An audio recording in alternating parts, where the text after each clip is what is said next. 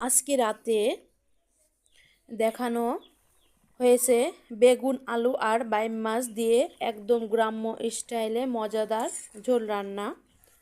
খুবই সহজ উপায়ে এই রেসিপিটি তৈরি করা যায় আর স্বাদ হবে অসাধারণ। আপনি যদি গ্রামের স্বাদের রান্না পছন্দ করেন তাহলে এই ভিডিওটি আপনার জন্য।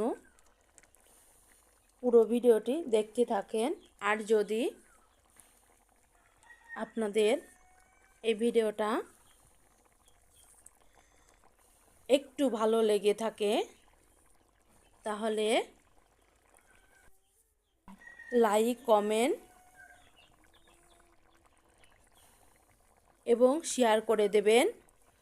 আর আমার চ্যানেলটি সাবস্ক্রাইব করতে ভুলবেন না। ভালো থাকবেন, সুস্থ থাকবেন। আল্লাহ।